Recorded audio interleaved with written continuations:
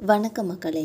Latest கருத்து கணிப்பு நூலிழையில் ஆட்சியை பிடிக்கிறது திமுக கூட்டணி. ஆனால் கூட்டணி கட்சிகள் பதவி கேட்பதால் பாதையில் கவிழும் ஆபத்தா?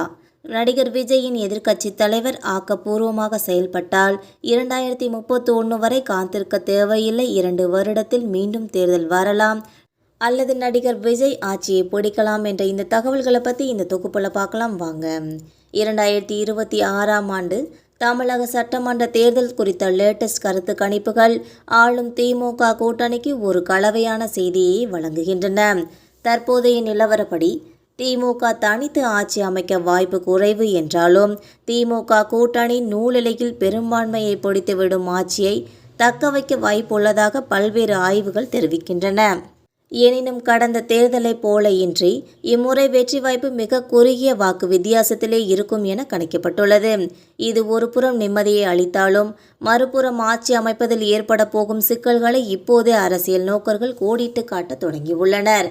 இந்த கருத்து கணிப்புகளின்படி திமுக தனி பெரும் கட்சியாக ஆட்சி அமைக்க முடியாமல் கூட்டணி கட்சிகளின் தயவு அத்தியாவசியமாக இருக்கும் என்றும் ஏற்கனவே விசிக, காங்கிரஸ் போன்ற கட்சிகள் ஆட்சி அதிகாரத்தில் பங்கேற்கும் கோரிக்கையை தீவிரப்படுத்தி உள்ளன.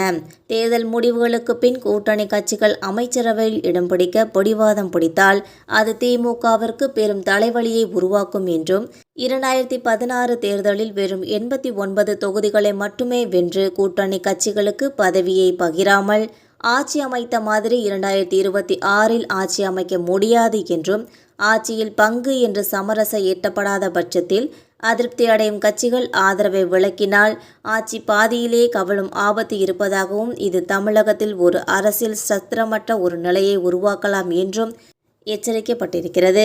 மறுபுறம் இந்த தேர்தலின் மிகப்பெரிய ஆச்சரியமான நடிகர் விஜயின் தமிழக வெற்றி கழகம் உருவெடுக்கும் என கணிப்புகள் கூறுகின்றன. அதிமுகவை பெண்ணுக்கு தள்ளி விஜய் அதிகாரப்பூர்வ எதிர்க்கட்சி தலைவராக பொறுப்பேற்கும் சூழல் உருவாகலாம். அதிமுக மற்றும் நாம் தமிழர் கட்சியின் வாக்குகளை தாவேகா கணிசமாக பிரிப்பதால் 2ஆம் இடத்தை பிடித்து வலுவான எதிர்க்கட்சியாக விஜய் சட்டசபைக்குள் நுழைவார். இது தமிழக அரசியலில் பல ஆண்டுகளாக நீடித்து வந்த திமுக அதிமுக இருமுனை போட்டியை உடைத்து புதியதோர் முக்கோண போட்டியை உருவாக்கும் என்றும் கூறப்பட்டுள்ளது. சுருக்கமாக சொன்னால் 2026 தேர்தல் என்பது ஒரு தொடக்கமே தவிர முடிவல்ல. திமுக நூலிழையில் வென்றாலும் அதன் ஆயுட்காலம் கூட்டணி கட்சிகளின் கைகளிலேதான் உள்ளது. விஜய் ஒரு வலுவான எதிர்க்கட்சியாக தன்னை நிலைநிறுத்தி கொண்டதால் அடுத்த சில ஆண்டுகளிலே தமிழகத்தின் முதலமைச்சராக அவர் முடிசூடும் காலமும் வரலாம். இதனால் வரவிருக்கும் தேர்தல் தமிழக அரசியலில் ஒரு மிகப்பெரிய ரீசெட் பட்டனை அழுத்தும் என்பதில் ஐயமில்லை. தொண்டர்கள் மற்றும் பொதுமக்கள் இந்த மாற்றங்களை மிகுந்த ஆர்வத்துடன் கவனித்து வருகின்றன என்பது குறிப்பிடத்தக்கது. இந்த வீடியோ உங்களுக்கு பிடிச்சிருந்தா மறக்காம சப்ஸ்கிரைப் பண்ணி பெல் ஐக்கானை கிளிக் பண்ணி வச்சுக்கோங்க. அப்பதான் நம்ம போற இது மாதிரியான டெய்லி வீடியோக்கள் உடனுக்குடன் நோட்டிஃபிகேஷனாக வந்து சேரும். தேங்க்யூ.